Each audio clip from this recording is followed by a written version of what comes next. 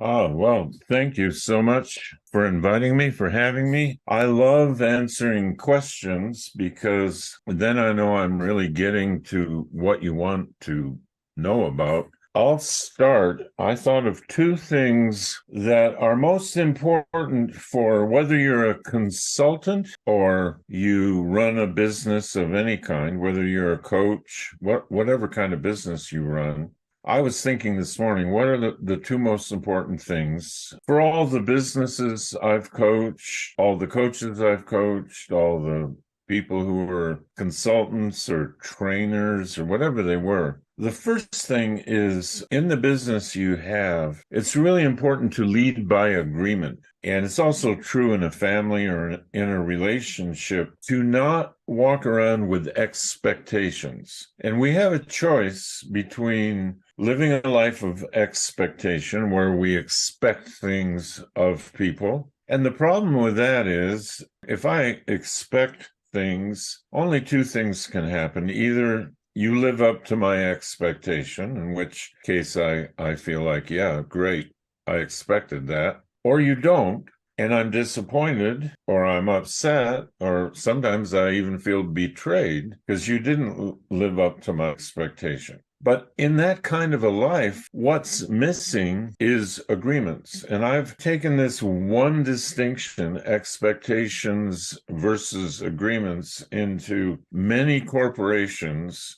with many leadership teams. And I have found every time I went in, small businesses as well, and people are leading by expectation. They tell people what they expect, or in many cases, their people don't even know what they expect. They assume the person knows what they expect, and then they don't live up to their expectations, and there's poor communication all the way around. So it was a great seminar to take. I took it into over 40 Fortune 500 companies over a period of 10 years, and they learned to lead by agreement. So if somebody was showing up chronically late for a team meeting, what was missing was not that person's professional behavior, not that person not living up to expectations. What's missing is an agreement. So when leaders learn to lead by agreement, they would get a committed agreement with the person for the behavioral or production performance change they wanted to see. And then they collaborated on the agreement. Like the leader would say, what do you need from me to make sure you keep your agreement with me? So when I brought that into companies, very popular workshop and a lot of change in how leaders were perceived, a lot of more positive communication. And it actually helps with families as well. People have one spouse or one partner expects certain things from the other, but there's no agreement. There's no talking ahead of time and making an agreement. So that to me is number one. And right underneath that, going along with that, is what I call complaints and requests. And that would be when I would work with people, whenever anyone in a company or a business or a family, or if you're a coach, if your client has a complaint or anybody has a complaint, you immediately convert the complaint to a request. So if I'm complaining about how someone is doing something in a way that isn't working, I make a request and I say, I have a request. Are you willing to do this different? Instead of just complaining all the time. Now, most businesses, small and large, they're filled with complaints. If you interview people in the business, they will complain about their manager. They'll complain about this. And when I'm coaching them, I say, okay, that's your complaint. What's your request? What do you want to request of that person? And so amazingly, they hadn't even thought of that. So that's a subset, because once you make a request, you can then create an agreement. So that's the leadership part in a nutshell, in a very short version, leading a company, leading a career. Now, that's one aspect of a business, small business, leadership, communication internally. The second most important aspect, and I'm narrowing this down, is the selling process, the enrollment process, the how do we get money to come in? And what I've found over the years that has worked best is what they call content selling,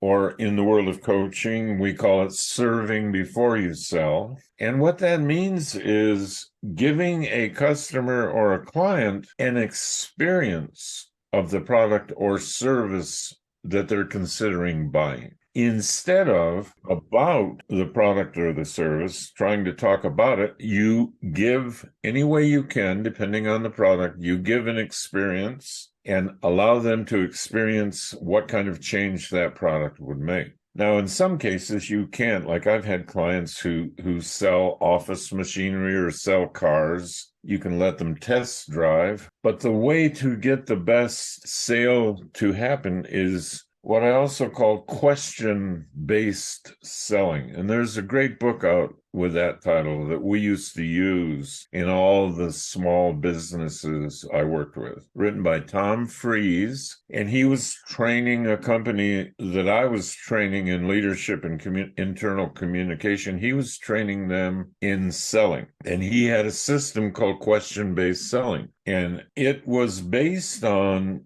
the person doing the selling of whatever service, coaching, product, would be more interested in learning from the potential customer what their needs are, why they would want something like this, what it would do for them, what have they used so far, long list of questions. And that form of selling or enrollment would bring the customer and the business closer and closer together. So now we are collaborating on solving a problem in the client's life instead of I'm trying to sell you something and take your money, which that kind of approach is hard for the person doing the selling because people don't feel great about taking people's money. They don't like being a taker all day. And so this process, the kind that I trained in and that I work with people in, used in my career, is not taking but giving. I'm no longer a taker all day, I'm a giver. I'm giving you information, I'm giving you understanding, I'm giving you questions, I'm giving you a safe space for you to tell me what your problem is and why you need this service. So it's an act of giving. And when you get your sales staff or yourself, if you're in a business for yourself, in the mindset of giving throughout the day, I'm giving my time, I'm giving my understanding, it's a much happier day. It feels better. I don't feel like I'm manipulating people or taking their money or trying to persuade them and impress them. Those approaches are demoralizing for the salesperson, and they're also kind of creepy for the person doing the buying when they feel they're being manipulated or sold or somebody's trying to talk them out of their money. That's a bad feeling between both people, and that will not move a business forward as fast as giving some kind of experience. So I used to work with car salesmen, and we had to change their approach from talking about how wonderful the car is and I can get you a good deal on this and being a real car salesman to tell me about your family. What do you use the car for? What are you looking for? And why don't you take this one for a ride? And how did that feel to you? And collaborating with the customer in the purchase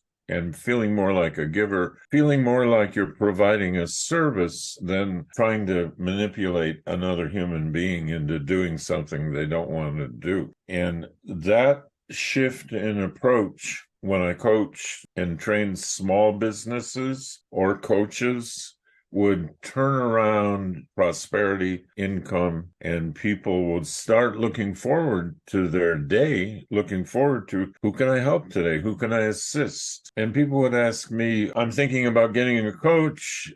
Tell me why I should hire you as a coach. And I used to try to say, oh, well, I've learned this and I've studied here. I'm really good at this and my clients like me. I turned around and I say, I don't know. I really don't know if the kind of work I do would help you. Why don't we find out? Why don't we spend some time? And when I did that, all the pressure went off the person I was working with. So rather than selling, I'm now working with them, giving them a little bit of my time, and people becoming clients, that happened a lot faster with that approach. So that's the short version. I could go on for 8 more hours, but you guys don't want that. I'm happy to answer any questions. Thank you. Thank you, Steve. It's been already, we had like now 1.5 days of content and looking together at some questions. And enrollment is a central theme that we all try to understand. Like the context of this group, as I shared with you, we're all coaches or coach-like professions. Also some body work is mixed in that, some other approaches, but very coach-based. And one question I thought would be nice to answer or have you answer is, what do you find important in a different stages of a coaching practice? Because we have people here that are kind of beginning their journey with coaching, are maybe facing like, I have 3 clients, how do I get to full? And then there are people, oh, I'm full. How do I now like increase my fees? Or like, how do I go about this next stage that is, I would call it more like managing the clients that I have and the inflow and outflow of my business, to different stages where it's like, okay, I'm already seeing this prosperity working for me. What is the next level of that? So if you could talk about what you found to be helpful in the different stages of practice building, that I think would be really interesting for us. All right. So early stage for me and most of the coaches I've worked with is I don't want to worry too much about fees. I don't want to worry that I'm not charging enough, or that here's another coach who's charging this amount and I'm only charging that. My first stage mission is to be coaching as much as I can. So stage 1 is I just want to get people into my practice, so I am working with them, so I'm actually a working coach. Because my work as a coach is going to build my practice without my control. I don't have to have a strategy for how I move through stages if I'm working a lot, because every session makes me a better coach. Every time I emerge from a session with you, I learn from that session. I learn what works and what doesn't. I learn when I've talked too much in the session, I didn't ask enough questions, and I become better as a coach. So stage 1 is make sure I'm working with people, I'm coaching. Also, very important to me, and every coach I've known who succeeded, it's very important in stage 1 to have a coach of some kind. Now, a lot of people say, well, that's easy for you to say, you have enough money to hire a coach. But even if you find a peer to coach with, even if you are in one of these many coaching groups there are in coaching programs or on the internet, there are pages like Ankush has coaching from the 3P perspective, and he's got a couple thousand 3P coaches who are on that Facebook page. And if you're on that page and you want to have a peer coach, you can ask somebody, would you do some coaching with me? And I'll coach you one session, then you coach me the next. But it's really important to coach and be coached, and not have all this downtime where I'm just sitting in my office wondering what to do, wondering how to find someone to talk to. I want to be in conversation. I want to fill my calendar with conversations with prospective clients and have as many ongoing clients as I can do at the start. So that's stage 1, early stage. Make sure you're coaching as much as you can be, because that will improve. And as you move into stage 2, you notice that your fees are lower than they have to be, most people. And so the system that I recommend that works the best for me and others is, okay, I'm only charging $1,000. Starting with the next client, I'm going to charge $2,000. And that'll be my new normal. That'll be, from now on, that's my standard rate. And the people who are paying $1,000, they can keep paying me that. But I want them to know that if they refer anyone, or if they leave and come back 8 months later, they'll pay the new standard minimum, which is $2,000. So fees tend to go up based on my calendar is full and my fees are low. So I want to start changing that. And even if my calendar shrinks a little bit, if the fees are higher, financially, I'm still growing. That's second stage, where fees get a little higher, calendar is full, my coaching gets better. And then you move into a third and fourth stage, and now you're looking at all different possibilities. As your coaching improves and you're making a greater difference in people's lives, you begin attracting people who have more resources. Your reputation is better. People are referring people to you. And as you move higher, fees just naturally go up, because the problem then becomes calendar management. So I have coaches I've been coaching for a number of years, and the first couple of years, it was how to get clients. And then it moved into how to move my fee structure up so I'm making more money. And then it moved into how do I handle the overwhelm? Because I've taken on too many clients and I'm starting to get burned out on this thing called coaching. Well, handling overwhelm is achieved by raising fees higher, because there's a greater demand for my coaching. And as my fees go up, fewer people can afford it. I'm just naturally starting to talk more to people who have more resources for coaching, more financial resources. And so the problem then becomes, how do I create more space in my calendar for the life I want to live? I got into this practice because I wanted to have a certain kind of life. And I don't want to wait for years and years with a full calendar working like crazy, like I did in stage one, just to get clients. I want to relax into the profession the way a great lawyer does or a doctor does, where time off, vacation time, downtime is as precious, if not more so, than the income coming in. So that becomes final stage. How do I do the kind of coaching I want? How do I get my fees up so that manages too much demand for my time? Learning to say no for people who want your time for non-paying things. And so that's the short answer for stage, and then the upper stage. When you're in the upper stage, and for some coaches, I know one coach where that just took 2 years, and he was right there, getting very high fees, a lot of demand for his work. And some coaches, it takes a lot longer. It took me a lot longer to get to the higher stage. And when you're on the higher stage, once you've done a great deal of great work for people, what happens is your practice now grows through renewal, people saying, okay, we had a great year together.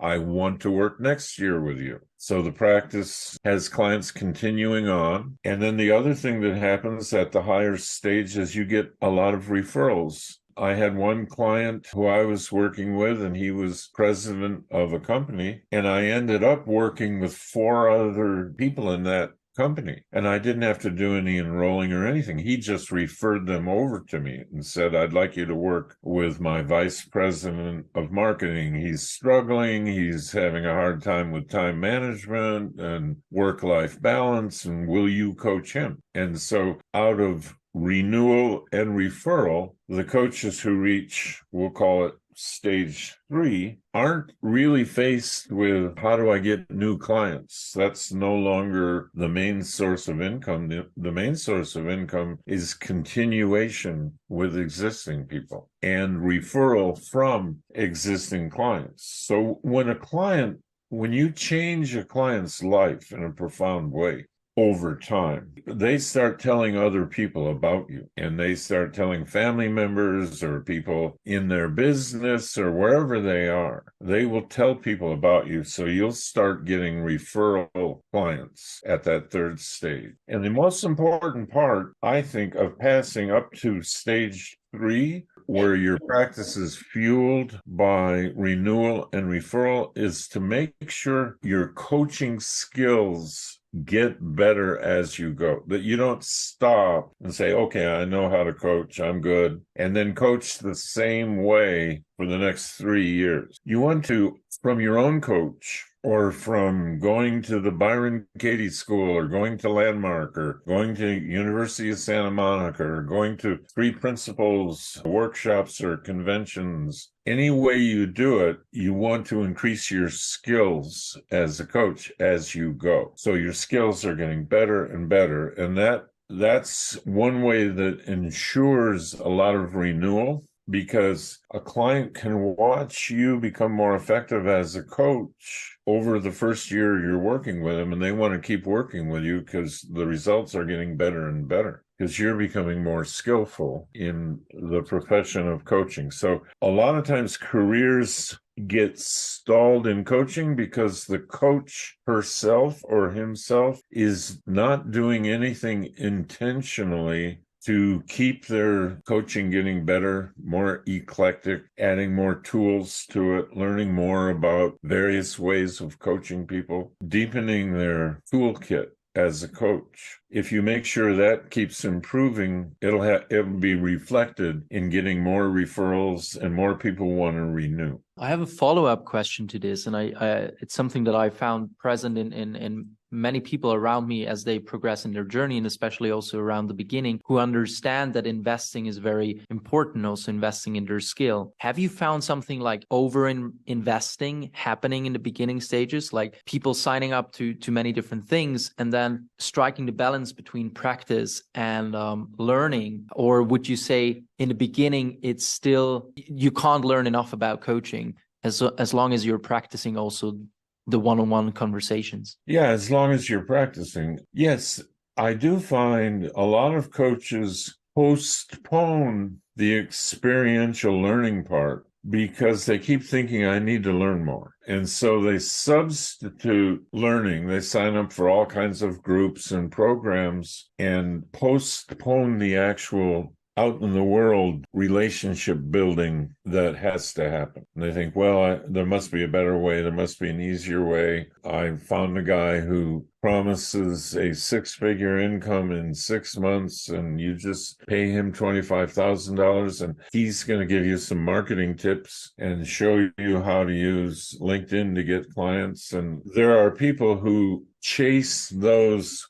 get rich quick kind of things and don't really apply them in the world to find out if they are really working. And they use that to postpone their financial growth because they haven't cleared a certain money fear yet. They haven't cleared something in their way of being that's getting in the way of them wanting to create relationships with prospects. Thank you so much for making that very clear and understandable for us. At least I could get a lot from those words you just shared with us. I think one of the questions, and then I would like to give the mic to the people in the room. One of the questions that somebody asked was how to fall in love with the enrollment process. And I think that could be a nice segue into having other people ask you questions. So how to fall in love with the enrollment process?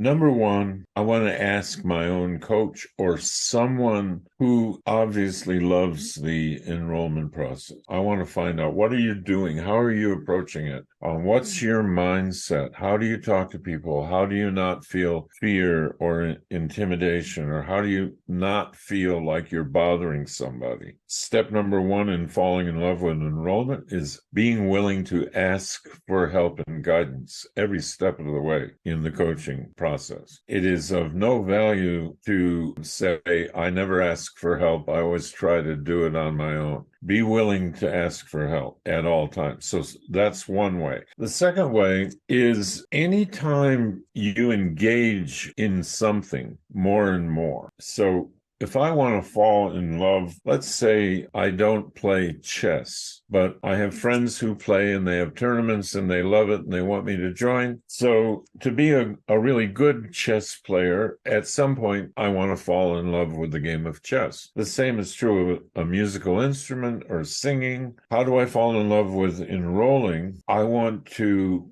really give myself to it and do a lot of it and study a lot of it, learn a lot of it. How did you enroll this person? If I have a coach, I used to, when I had my coach, I would bring a potential client that I had in mind, and I would tell the coach, here's the client, here's what they've told me. How would you enroll this person? And he would say, okay, I'll be you and you be the client and I'll have a conversation with you. I say, okay. And I would start the conversation. I'd say, okay, this is too expensive for me. And then he would talk in a very relaxed way. And he would give me guidance on how to do this in a way where you're having fun and you're relaxed. Because you're going to fall in love faster if you figure out a way to have fun with it. And we'll practice that. So falling in love with coaching involves asking for help, getting guidance, and doing a lot of it. Anything you do a lot of, you're going to start to warm up to it. I remember when we got inherited a piano, and I play guitar, but I never have really played piano. So I started fooling around and, this is hard. This is nothing like the guitar. How do people learn this? But I gave a little time every day. I'd play and I'd find out things, and I'd look in a book and I'd play. And over time, the more I played, the more I fell in love. The more I started to see, this is beautiful. This is not as hard as it looked. So one way to fall in love with anything is to practice it. I used to really not like dogs growing up, and they were annoying and scary, and why would anyone have one? And then I decided, because my wife Kathy really wanted a dog, okay, I'm going to learn to love dogs the way she does. So I got some help from a neuro-linguistic programming friend of mine, and he took me through a process, introduced me to his dogs, and we got a little dog. And I spent time with the dog, more and more time with the dog, and just fell in love over time. So time and attention spent on any activity will it'll become easier, more fun, and if you keep going, you'll fall in love with it. So that's my formula. Somebody had a question, and since you mentioned that right now in how you brought things to your coach, I thought it would be great to bring the question of objections, like how to handle objections. Who had the question of how to handle objections? A couple of us. So how to handle the objections that you have a great conversation, and then you talk about the service part and the objection of money, or objection of time, or objection of online or live, like, I don't like online. Objections of potential clients that come up, and what's your experience in handling them, or is there something to handle, or how did you deal with that, or what would your coach say at the time? Well, I agree with objections. I don't try to oppose them. If somebody has an opinion or a feeling about something, like this is too much money or this will take too much time, I don't want to say, well, no, compared to what you get out of it, the money will be a good investment. I don't want to argue with a feeling they have. That's old school sales process, how to handle objections, how to counter them. And that puts me in a debating, argumentative relationship with a potential client. And this is a relationship business. It relies on clients feeling safe. It relies on a potential client trusting you, trusting the process. And it does not help things for me to counter or defend or oppose somebody's objection. So I was running my ACS school. People would say, well, $10,000, that's a lot of money to pay. And I wouldn't say, oh, no, it's not. How many clients would you have to get? If you learn to get clients, that's not a lot of money. I paid my coach $50,000. So you're wrong about that. You're incorrect. You're stupid. You're naive. You're not stupid. You're just ignorant. So I don't want to have that conversation. I don't want to overcome an objection or oppose it. I want to agree with it. Yes, it is a lot of money. It's quite an investment. And it has to be worth it to you to make that investment. You have to be committed enough and want what is being delivered enough to have that be an investment that makes sense. So I agree. It is a lot of money. I don't disagree with you. I've paid a lot of money myself to learn how to get clients and how to coach. And it was a lot of money and it was very hard to do. And there were times when I couldn't do it. I had to wait until I had more money. So I agree. What other question do you have about? So I don't want to overcome objections. I want to agree with them because I'm agreeing that they feel what they feel. I'm not going to make their feeling wrong. And quite often when I said, yes, it is a lot of money, and then I was silent, the person would say, yeah, but I guess you get what you pay for. And I guess if you learn how to create a prosperous practice, it's really not a lot of money. And I would say, well, a lot of people feel that. You're right. And so where did the objection go? It was not disagreed with. It was not opposed. Anything you oppose gets stronger. You'll notice that with family members. If you argue against, I think we should do this. Oh, no, we shouldn't do that. Then they push back even harder. So that's how I handle objections. I agree with them. People have said to me, you don't have any experience in this line of business. You're going to coach high-tech engineers and you don't have any experience in that field. And I say, no, none. It's not that I don't have enough experience. I don't have any. You're right. Nothing. And then they think for a while and then they think, well, but I guess you're just coaching the person really. And whether you know high tech or not probably doesn't matter much.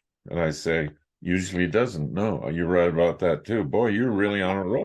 That's such a great point, because oftentimes I have this experience when I talk to coaches that they're scared about not having the experience or not having the knowledge in a certain field, but that just totally negates that question in a way. It just makes it irrelevant because there's nothing you're trying to hide. There's nothing you're inauthentic about. You're just telling how it is in a way. Yeah. You know, all the golfers on the women's tour and the men's tour, all the professional golfers, they have coaches. They have swing coaches. None of their coaches can play golf as well as the people they're coaching.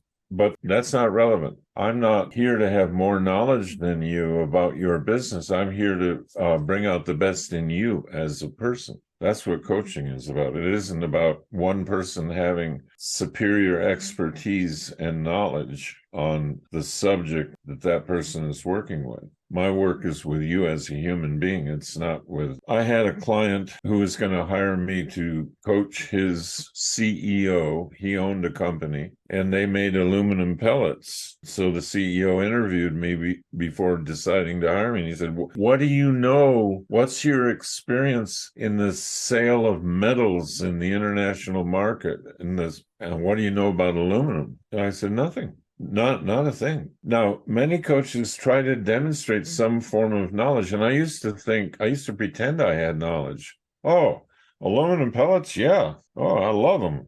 Yeah. I have in fact, I keep a little bowl of aluminum pellets nearby that I just kind of run my hand through it and study it. No, I don't know anything. I don't know the slightest thing about aluminum pellet. And if you want a pellet expert, you've come to the wrong place. That's not what I do. It has nothing to do with what I do. Thank you. There was another question that I thought would be interesting to bring to you. Hello, Steve. Hi. Thank you for listening. Yeah, I had the question. I was not on my own. There were a few people more about how to create one-on-one clients from online or offline group activities or sessions that you do. Okay, so you're leading the group? Mm-hmm. Okay. Yes. If I'm leading a group and I would like to have one-to-one clients come from the group, the first thing I want to do, or if I'm giving a talk, same thing applies. I want them to know that my primary work is as a coach. And I coach people and we work on things like this. And if I have a story or a case history of someone I've coached, I want to bring that into the group because I want them to realize I'm a coach who's leading a group or I'm a coach who's giving a talk. And I want to talk about my work, my private work with one-to-one clients. I want to bring that into the group and share it. Like I was working with a client yesterday and he was having a hard time with this, and what we shifted his worldview from this to this and he was able to see some things. So I don't want to be shy about letting people know that's my primary work. That's what I do throughout the day. And then this group I also enjoy. So they picturing me throughout the group experience as being a one-to-one coach who's sharing what I've learned from one-to-one work with the group instead of just teaching the group. And that helps them picture for themselves, well, I would like to work with Esther one-to-one. And the other way is to actually let people know in the group, if any of you are interested in furthering the work we've done here on a one-to-one basis with personal coaching, I'm happy to have a conversation with you about that. because this group introduces you. This group is an introduction to all these things we're working with. And if you're really determined to take it even further, I'm happy to have a conversation if anyone is interested. Another way to do it, if you're running a group, is to include, if the group's not too big, to include one-to-one sessions as a part of being in the group. And that way, I did a group recently where each attendee, I had 20 people over a 4-month period. Each attendee received 2 sessions from me, and they were able to work with me one-to-one and get an experience with that. And if they saw progress from that one-to-one work as part of their group experience, and I knew they saw progress, I would invite them, if you want to talk further about doing more one-to-one after this group, I have an opening. And so that's another way. Get your group members, give them that experience of one-to-one with you. And if it comes along with the group, it is something that they will do. They will say, yeah, I want my 2 sessions with you. Another way with a group is if somebody brings up something in the group that's really complicated or that is so unique that it doesn't apply to the other people in the group that much, I might say, why don't we discuss this offline so we can really take our time with it? And after the group, I'll email you and give you a few openings I have, and I'll answer that even more thoroughly because we'll have time to work on it. Now that person gets a one-to-one with me, and we talk for an hour and maybe set up another conversation, and that person can become a client. Yes. Yeah, it feels like it's the last 2 are even more powerful than you just telling the audience that you're a coach. And yeah. Thank you, Steve. You're welcome. Hello, Steve. Yes. First of all, I really like your humor. Like, I have to laugh a lot how you express things. Yeah, the question was like, if you have not such a great or full practice, how to find the right people, right? Because at one place you want to coach all the time or you want to coach a lot. But on the other hand, you don't want to coach everybody and have somehow, like I heard it today, the wrong people on the bus. So what do you do in such a case? Well, the first step in that is I want to make it my conscious intention to find people. I don't want to sit with it like an unsolvable problem. And when I would ask my coach that, he would say, well, what do you think? Where do you think people are? There are 8 billion people. Have you been through all of them? Are you saying you've run out of people? We need to go to another planet that has more people? Because there are 8 billion. And I don't. So there are people. Now the question is, how do I create relationships in such a way they'd be interested in coaching?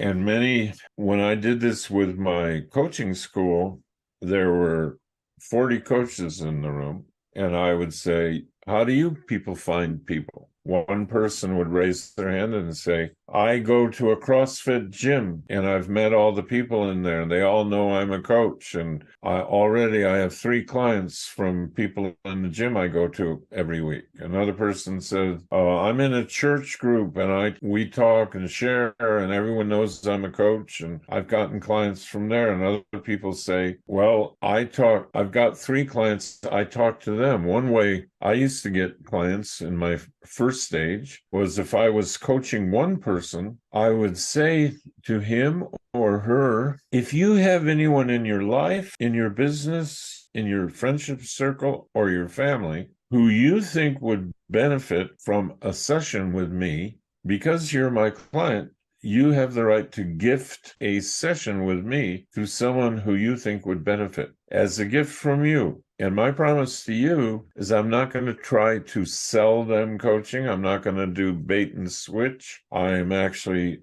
going to take the gift you've given them of an hour with me and use that hour to help them as much as I can. And that'll be something they can thank you for because that's your gift to them. It's not me asking for a referral. I'm saying you can give a gift because you're a client, you're paying me well. You may give a gift to anyone you'd like. almost always my client would say, "Oh, thank you." And I would say, "Do you have someone in mind?" And they would say, "Well, yes, my brother-in-law. He's got a little donut shop. He's trying to make work and he's having a lot of trouble. He's got anger issues and he could really use an hour with you." I say, "Well, that's great. I'm happy to do that. And if you'll let him know, I will do an hour with him." So I often got clients that way at the beginning, offering clients who were already my client, who could already speak to the person about, "Hey, this guy's my coach. It really works. He's really helped me. He's allowed me to give an hour to you." And that way, that's another way I would get clients. One time I came to my coach and I said, I've run out of people to enroll into my practice. I don't know who to approach. And he said, "Well,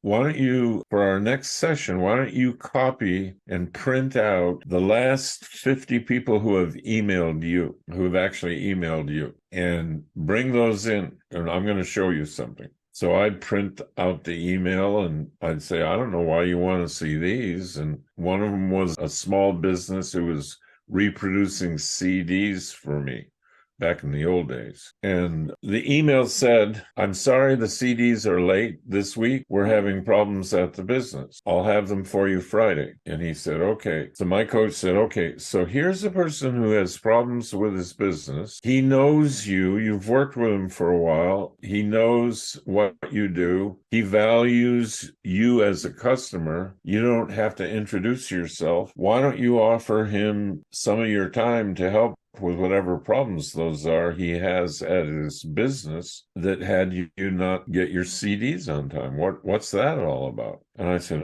"Oh, okay." Then the next email was from my accountant. "Okay." And my coach said, "Okay, he's your accountant. He talks to you. Why don't you go into him and ask him for his time, which he will give you, and tell him you are a coach who helps people with their business and their lives. And if he would like to give as a gift from his accounting firm to one of his clients an hour of your time, you'd be happy to do that." And I said, "Oh, I didn't know I could do that." And he said, "Well, there isn't some coaching god who disallows these things. You can do anything you want. If you really wanted to find people, you could find them, and they're right here in your email list, but you're not seeing it. You've already believed the thought that people are hard to find. I don't know how to talk to people. I don't know where to meet people." So he just went on. We found many people in my email list that I could have a conversation with and offer help. And I got clients from that. So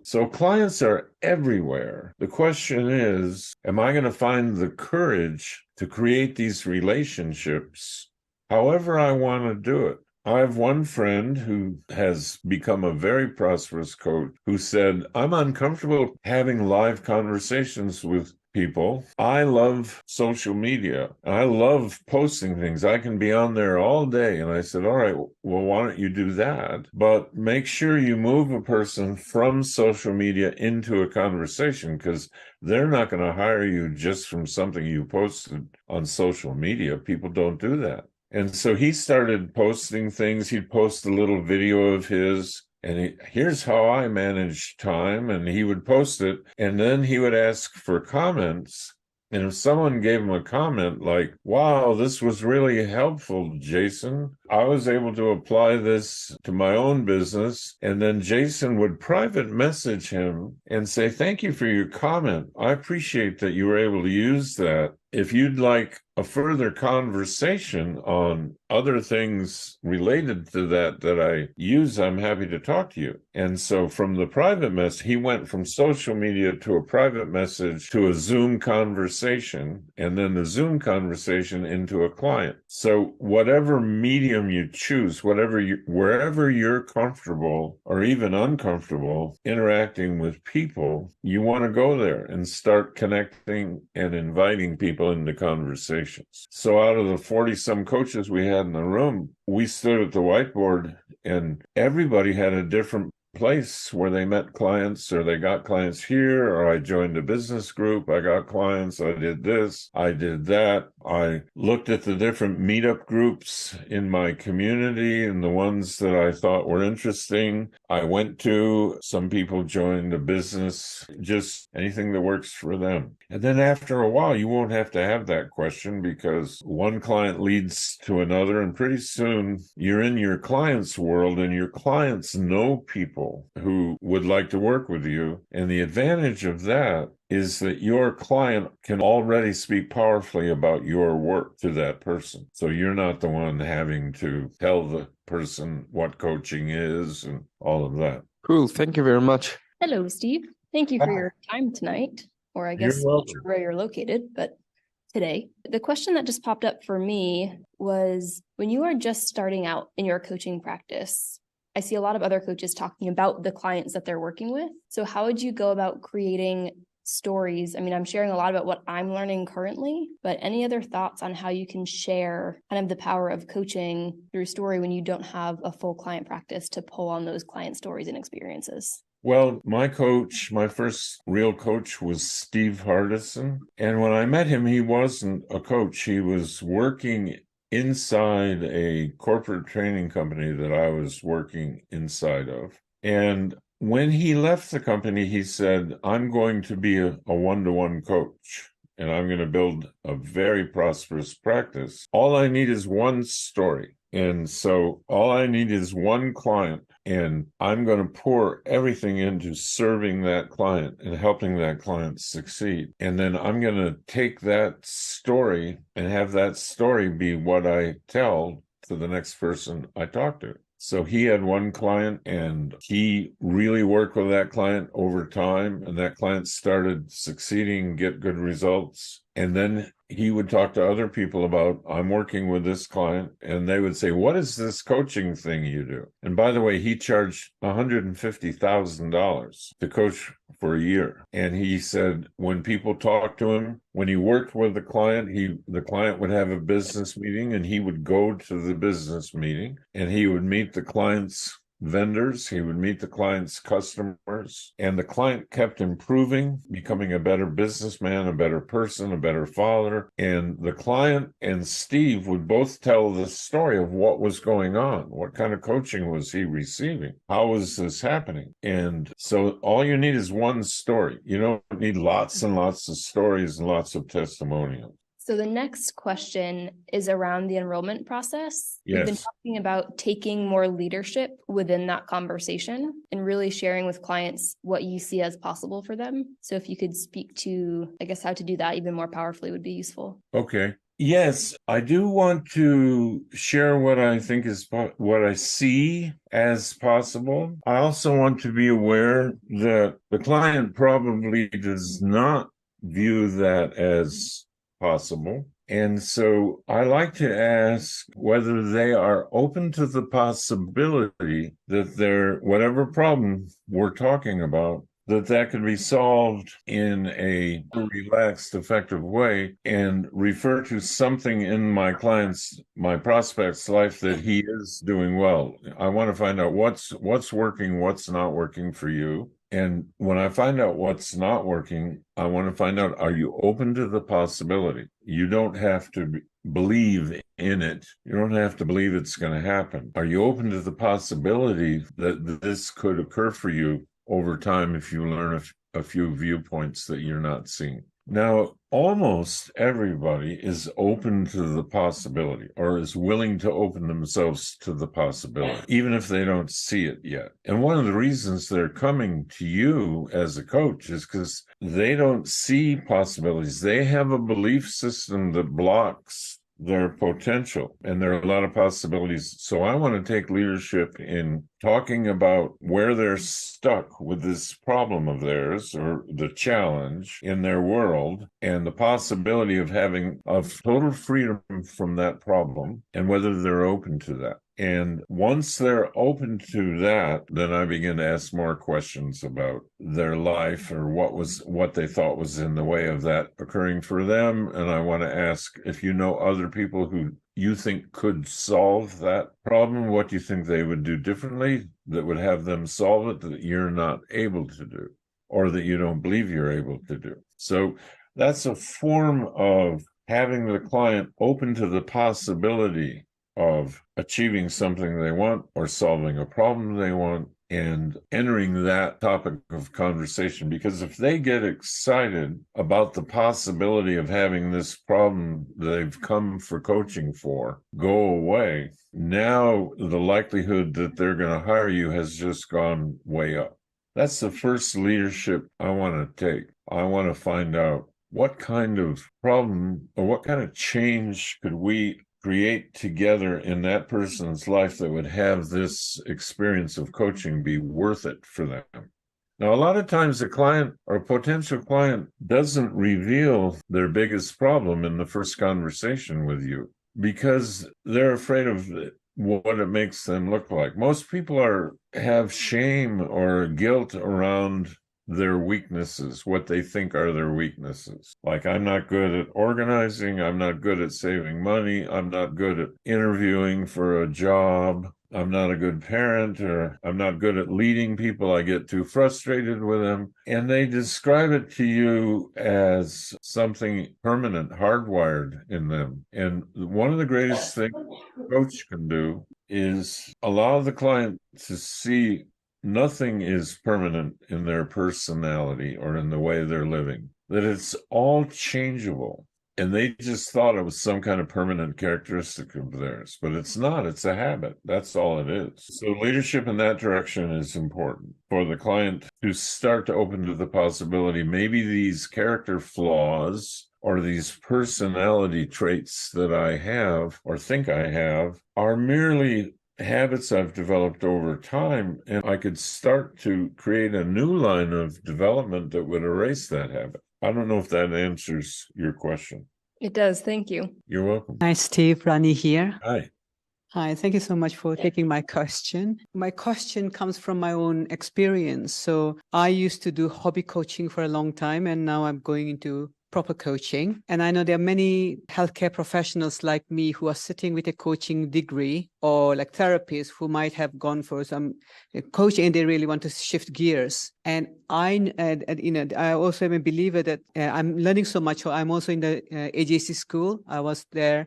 And last year, I'm going back this year, I'm learning with Moritz and other coaches. So I have learned a lot, I've implemented a lot, and I can see that many of my colleagues are doing what I used to do, which is hobby coaching. And they would love to make some money, but they have this fear, this limiting belief that that's not possible. So I had this idea of like and I was thinking, would it not be amazing if I could do a group, run a group to see how it lands. And at the same time, I wonder whether one-to-one, just like I do packages, would it be easier and simpler for me to enroll people in one-to-one coaching around how to build up the practice from being a hobby coach to a prosperous coach? Would that be easier for me? Because if I think, I need to fill up a program, if I need to fill up a group, I might be like, I don't know, maybe I might get more stress, or I might think, it's not doable. Like when you said, you just need to have one client, that's what you said, and you need to have one client success story. I wonder whether you have any tips for me, like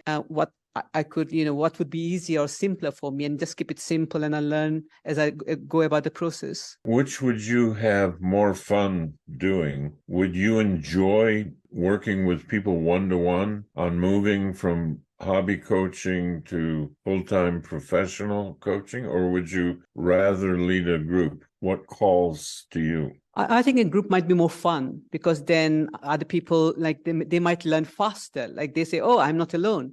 This person is sharing this story. So I guess a group seems like more fun, but I guess part of me is thinking, that's more hard work. I need to have at least 6 people even to form a group. So this is why my question arises. What do you have against hard? Why do you want it to be simple and easy? I guess the other thing I would say to you is I realized that when I'm thinking of filling up a group or building up a practice and getting very full, I tend to speed up. I say, oh, I need to create clients. And consciously, I'm also learning that there's something very powerful about slowing down. And Yes. I'm thinking, like, if I'm slowing down and I'm also trying to create a group, like enroll 6 people, I don't know how I could strike a nice balance of slowing down and have a group of 6 to 8 people. So this is what I meant by, would I need to work harder if I'm trying to fill up a group? That's what I was coming from.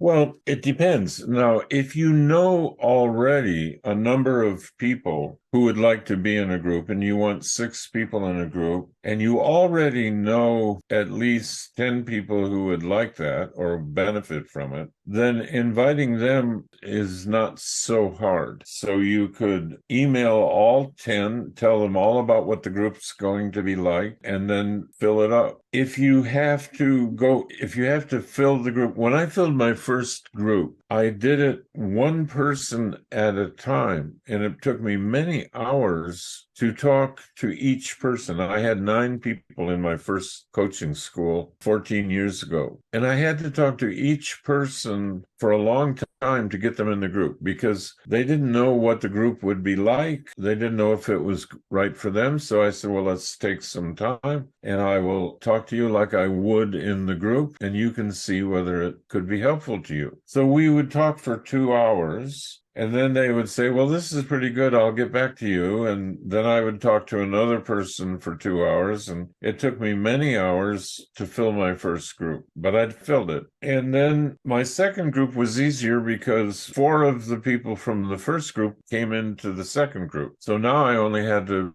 talk to 5 people to get in. And so over time, if you have a group that repeats itself, it gets easier and easier. But the very first group, it can take a long time to provide enough value ahead of time about what the group is going to teach them, what they're going to come away with. They have to see that clearly for them to sign up for the group. They have to really experience it in a way. So I remember the first group, years later, the first group Rich Litvin and I did in London. We had done some groups in America, and we were going to London, and we wanted 50 people to do a 2-day group, a weekend, 2 full days. And we had to talk for many, many, many hours to many people and send them all kinds of information about the group before they came in. Now, then we did a group in California, and we had 50 people, and Rich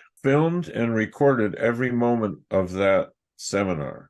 So a year later, when we went back to London, we gave away the whole group ahead of time. We gave away 10 or 12 hours of interactive work that we did in Los Angeles with coaches. So if you have any interest in our group, we will give you the group ahead of time. And you can watch 8 hours of interaction and you'll learn everything. And that group filled very fast, and we had 120 people in it. So when you fill a group, it takes a long time, and you have to really provide enough value ahead of time so that people know, not just hope, but they know that that group will be worth their time and money, given what you've given them. So that's the hard part about filling a group, is it can't just be a good idea. You have to let people know exactly what they're going to learn, how they're going to learn it, where it comes from, why it works. Whereas one-to-one coaching, you don't have to do any of that. You can just get a good feeling between 2 people and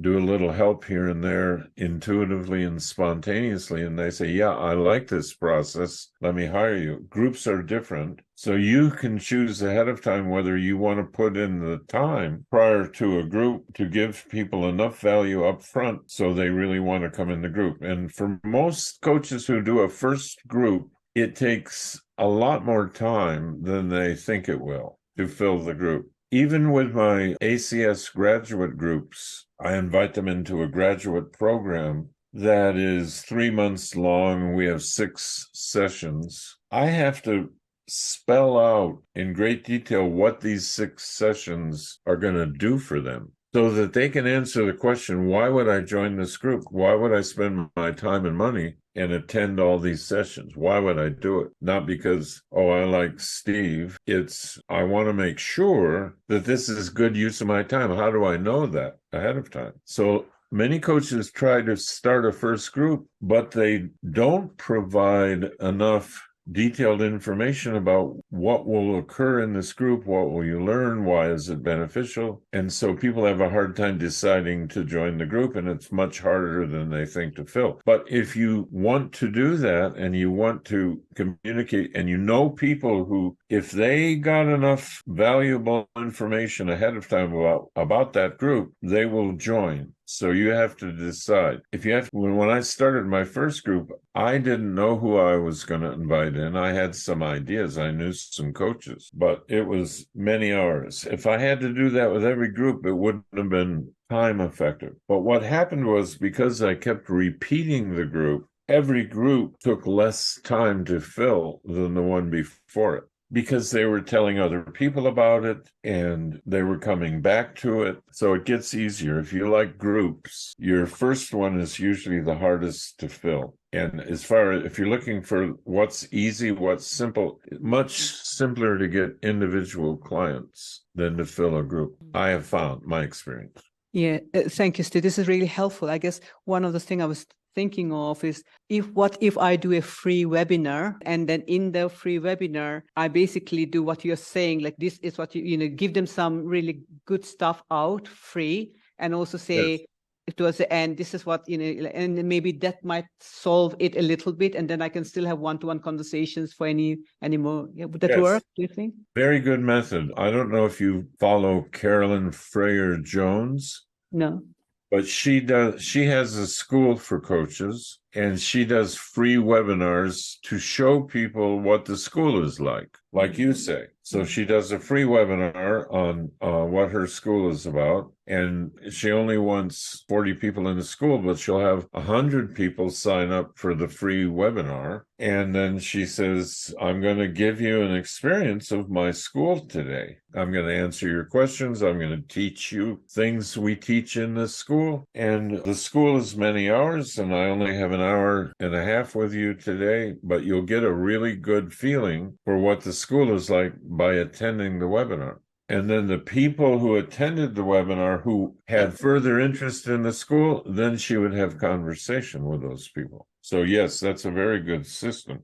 Thank you. Thank you, Steve. So far, it's been incredibly valuable. And I don't know what else we're going to talk about this week, because if we just unpack everything that you shared, we have enough work for the next months to really dig our head in. There was a great question that Isabella, who is in the call as well in Zoom, asked about the balance between, and I understood it kind of like the balance between work and your health and taking care of yourself. And maybe Isabella, you can unmute yourself and ask the question yourself to Steve, because a couple of people in the room were interested in that question too. Yes, I just can repeat the question as Moritz said it, but that's kind of my thing at the moment, to find the balance between my health and growing my business. I'm in a very, very early stage. Yeah, that's the question. Yes, it's a good question, because it's very important for a coach to have very good work-life harmony, to be rested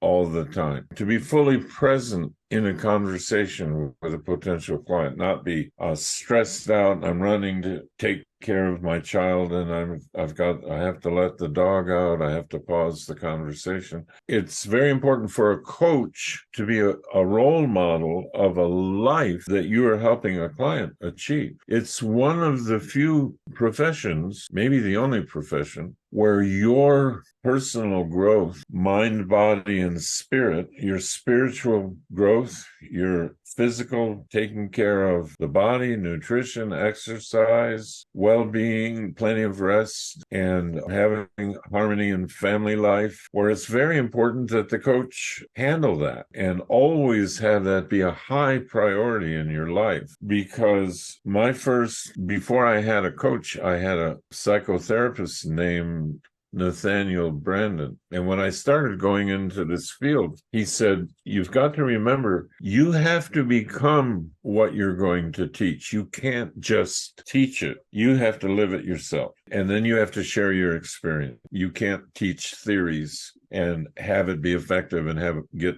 become prosperous sharing theories that you yourself don't practice. So the most important thing about work-life balance is to have it be a priority, have it be non-negotiable, that I spend weekend with my family. I don't let work, if I have quality family time, I don't bring my phone and text my clients and things and mix up work and family. I want to have boundaries and be relaxed and focused because I'm going to help my clients with that. So the number one thing is to have it be a priority. And fortunately, it actually helps your business when you're willing to really take time off from it, not obsess about it in your time off, and come back refreshed and awake and rested. It really helps the business. If I'm tired and overworked, and I've tried to do the business this way, I tried to overwork and overthink,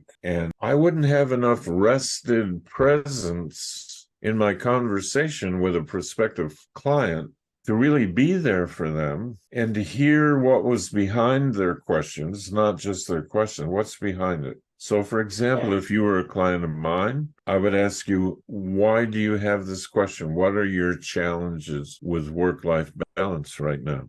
Are you willing to answer that? Yes, I am. I'm still figuring that out. I think everything changed in my life in the last weeks and months. So I'm searching for, I'm trying to create a rhythm or a routine to make everything possible, to grow my business, to have a job next to it, to earn some money, to have some income. And I'm in searching mode.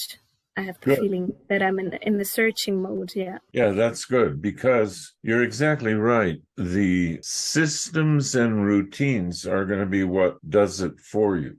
Finding the right routine, experimenting. Mm-hmm. Do I wake up earlier than I normally do? Would that help? Do I plan my next day the evening ahead of time? Would that help? And I want to look for different routines and experiment with them so that I do have work-life balance. And if you have another job, most coaches, they do start in this profession by having one job they rely on for income. And then with a little extra time, they learn about coaching and get a client or two. And until they get so good at the coaching part, it starts to crowd its way into their life. Now I have 3 clients. Where do I put them? Because I have this other job. And that's a good way of building a bridge from the job you have for income over now coaching is starting to produce income. And at some point you realize I'll make more money coaching than I will over here at this job, because if I can get 3 clients by giving 10% of my time to it, imagine how many I'd get if I put 100% of my work time to it. So at that point, you can make the decision, okay, I'm going to leave this job. I'm going to devote, it's no longer a hobby. I'm going to devote full time because I've demonstrated to myself, I have evidence that I can make money and I can get paid clients. And sooner or later, that time will come. I had a Carolyn Fryer Jones. She was afraid to quit her job because she had a new baby. Her husband only had a part-time job and she had a full-time job, but she had 5 or 6 clients. So she was coaching on her lunch hour. She was coaching Saturday mornings. She was coaching in the nighttime. And when the baby was crying and her husband was taking care of it, she'd go in the bathroom and close the door and coach from her bathroom, sitting on the floor or sitting somewhere. And so pretty soon the coaching, it was obvious that she needed to either stop getting clients or move into coaching full time, which she did. And she's become very prosperous as a coach. But yeah, routines and systems. What's my system? And then have your family, or if you have other people involved, you want to enroll them in why you're doing a system. Like I had to tell my kids, when the door to my office is closed, I had full custody of 4 children. When the door to my office is closed, unless there's an emergency, sometimes I would hear a little knock at the door. Dad, the bathtub is overflowing. Oh, okay. Yeah, excuse me, can you give me 2 minutes? And I would go turn the bathtub off. But that told me I need to be a full-time coach, and I need to have my own office. I need to have a nanny at home during the day or after school. So anyway, I don't know if that helps you. Very much, yeah. Thank you. You're very welcome. I have a follow-up question to this, and that's something that when I listen to you, I hear that in your answers, and I just want to check with you if that's something that I hear right, is about there is no way around the volume. And what I mean by that, there is no way around the amount of practice that I'm gonna have to go through in order to become that level of professional. And what I find is, let's say I have this situation with, I have a job on the side, or I have something else that occupies time of me, I will have a bit less time to devote to the profession. So if I have more time, I do more of the volume, which obviously increases my skill, increases my abilities. So is that right, that practice is the way to become that up level of coach that can decide, like, okay, who do I really want to coach? How much time do I want to spend on coaching? There is a big aspect of volume in there, right? Yes, you can't get around that. Now, sometimes people have a job in which they're doing the equivalent of coaching. They're doing a lot of coaching inside the job they have. So practice time can be shorter for that person. So I have a friend in England, and he was a leader in a company, and he had read a lot of books on coaching and watched videos on coaching, and he was using coaching skills as a leader. So when one of his direct reports would come to him, he would ask great questions, and he would help this person. He would coach his people. So he was coaching people all day. When he transitioned to become a full-time coach, he had a lot of experience. So his growth curve toward being financially strong as a coach was very short, because he was already very skilled. But I've never known a coach who was able to skip that process of somehow having the experience of really coaching people, really making a difference, learning from your mistakes over time. And that's true of any profession. I remember they interviewed a great baseball player in America, and they said, "You're one of the great natural hitters of the baseball who ever lived. You were a natural. You just knew where the ball was coming, and you could hit better than anybody." And he said, "Yeah, it looked like I was a natural, but I have practiced more at hitting baseballs than anyone in the game that I know of. I used to wake up in the morning and I would hire people to pitch to me for 2 or 3 hours before I would go to my regular baseball practice. And then at nighttime, I would have my son throw a little Nerf ball at me with a foam bat. And so I got more swings at the ball than any of the other players I knew. So it looked like I was a natural, but I wasn't natural. I had hit more baseballs than anyone in the game. So of course I was pretty good at doing it. So the same is true for coaching. There's no shortcut to the experience you gain by coaching people and being coached. That's another part of the experience that's really important, because one of the ways I learned how to coach, I never wanted to be a coach. And when I first started, I didn't like it. It wasn't like, oh, I had a calling. I had a passion for coaching. I loved people. And no, I didn't like conversations with people. They annoyed me. They irritated me. I didn't want to coach them. And companies that I was teaching and training, they told me coaching is the new thing. And we want our people to also get one-to-one coaching with you after you give a seminar one day. You stay over another day. And I said, well, I don't do that. I don't coach. That's not my thing. I do seminars. And they said, well, we will pay you the same amount for your day as we did for the seminar. And I said, oh, did you say coaching? I'm sorry, I thought you were talking about something. Yeah, of course course I coach. Yeah, coaching's great. It helps. It's a way to customize what's in the seminar. I can see why you value it. And so I just did it because I had so many debts to pay. I was in a financial mess. So I just sat there and faked it. Yeah, so tell me, I love people. I care. My passion is for helping people. Well, tell me how I can help you. I didn't mean a word of it. I just thought, how do I get through this hour without them finding out I'm not really a coach? I don't know how to do this. I don't even want to do it.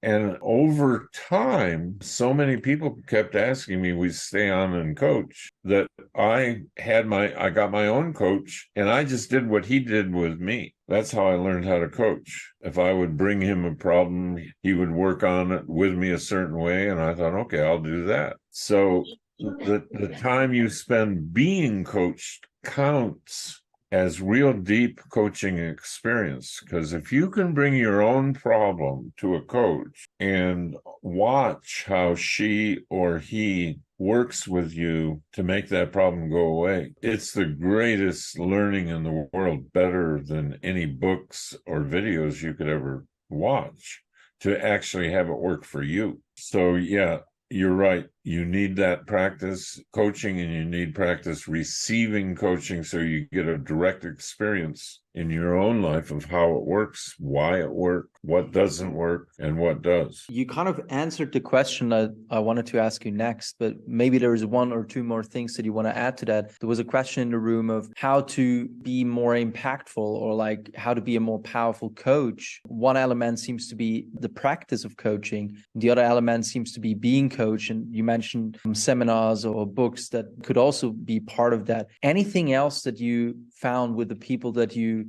coached quite some of very successful coaches that I know personally, and some just through your books or people that were mentioned have worked with you. What did you find they did very well compared maybe to other people that didn't progress in that way in the coaching profession? Well, the main thing was they were willing to be really vulnerable in coaching sessions. They received coaching, and they received coaching on their deepest fears, and they weren't afraid to bring everything to a coaching session and to find a coach who could really help them, and change coaches when they needed to, when they needed a more powerful coach or a more compassionate coach, or a coach who understood psychology better than their previous coach. And that was the main factor, is being willing to be coached, and then a real strong learning mindset, which can be developed over time. It doesn't come naturally for anybody, but they hear about Byron Katie, who I think is the most amazing coach who ever lived. I've seen her coach people for 30 minutes on the stage and change their life forever. So I wanted to find out, how does she do that? I watched her videos, and I went to her 9-day school. And in her school for 10 hours a day, we worked her process with each other, and she shared it with us. And so most of the coaches I know who are doing extremely well, they have gone to Byron Katie's school, they've taken landmark courses, they've done 3P workshops, and done Ankush Jain's immersion, things like that they emerge as a better coach from having. So a learning mindset, a growth mindset, like I'm always learning. I never know enough, and willingness to be coached. And those two things are the two factors that are most common with all the people you see who have high 6-figure incomes or 7-figure incomes that I know who are coaches. Thank you, Steve. Hello, Steve. Hi. Great to see you. I took so many notes here. It's incredible. I have a question for you, which is related to, now that my practice is full and I absolutely love all the clients that I have, I'm also thinking that anything from here is just going to be fun. Just going to be what else is available for me to play with. And one thing that I when I started doing more and more is to play around the work in corporate with leaders, or it could be business leaders as well, entrepreneurs, anyone in a certain kind of role that have other people working for them as well. They have a team underneath them, because I really like that when they shift, everyone else starts to shift as well. Now that I'm full, I wouldn't be able to get a lot of conversations in, or I wouldn't be able to get clients in for until perhaps the end of the year. So what I'm thinking is, how can I continue to, or moving to serving? First of all, I don't have much experience working people in corporate. I'm just signing to one client this week. And so I am looking for how can I get into that, but also how can I keep serving those people so that in the future they might work with me, but not now. So perhaps creating a waiting list. And I'm a bit unclear around this. Well, the best way to serve anybody is to have a great conversation with that person and to talk to a leader or a business leader and help them in their leadership, help them in their communication struggles. I wrote a book with a powerful business leader called The Leader and the Coach. And we talked in that book, he talks about life from the viewpoint of a leader. And then I answer what he says, and I talk about how would I coach that? How would I coach him with those challenges that he's talking about? So the book is about how coaches coach leaders. And then if I want to coach more leaders, I give them that book. Now, the book wouldn't have to be written by me. If you find a great book for a leader that you want, and you know a leader in a business, and you want to give them, and you like the book and it's helpful, or a video, you serve him by saying, I think this could help you, and start creating a relationship that way.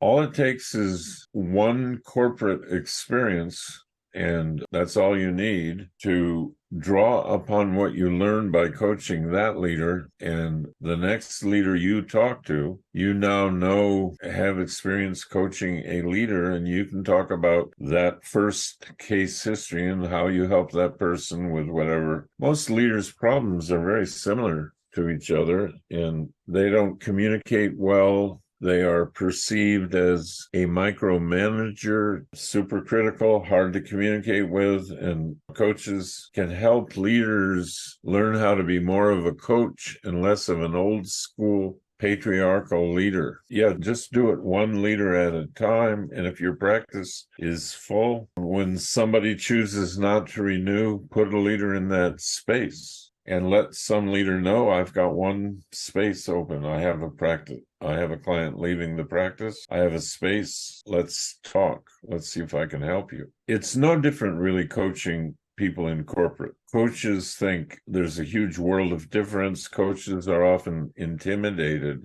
by the idea of a corporate client, because they think, oh, that's a different world. I don't have enough experience. But really, corporate leaders, they want what you guys know how to coach in. They want the human part of coaching. They want the same thing your other clients want. They don't want more business stuff. They get plenty of that. And they have business consultants, and they go to seminars that are specific to their business. So they get all kinds of business advice. What they don't get is the kind of coaching that we all do, human to human. How are things with your spouse? How are things with your teenage daughter? How are things with your problem employee? What kind of agreement have you created, or do you even know about agreements? So corporate is not as scary as it looks from the outside. In fact, they need that safe personal space where they can just be themselves more than the average person does. Because in their business, they're playing a role. They're trying to look like a good leader to everybody. So their armor is strong. They don't have a place they can be vulnerable. They don't have a safe space to talk about their fears, their anxieties, their difficulty communicating. They don't want no one to talk to about that in their leadership, in their company. They have to put on a good show. So when they get a coach, they like the human part of coaching even more than anything related to their business. Just one leader at a time, and you're good to go. Thank you, Steve. I was going to ask another question, but I think we are on time already. So I'll give it to Moritz, but thank you very much. And I just want to let you know that the manager who signed up with me, I gave him the hands-off manager, and he really enjoyed, and he really got a lot from it. Especially the point about being neutral with their feelings. So thank you for that. Excellent. Good. You're welcome. So Steve, thank you so much for the time that you gave to us. And I also wanted to give another big thank you to you for the books that you provided to the group. Everyone has that at home. We have read your book, Time Warrior. And in there was so much that every coach, I believe, can apply in their lives as they are business owners. And a lot of the things that you wrote about in this book became very relevant and are mentioned throughout the Being Business program here. And I'm very curious. It's the second day for us in this in-person week and retreat. So things are just percolating, and everything you put in, we're going to work on and take deeper throughout the next day. So thank you so much for your contribution to this program and to all of us becoming better coaches and serving more people. You're very welcome. I appreciate the work you're doing with coaches. That's how it works. And thank you. And thank you all for inviting me in. Thank you, Steve.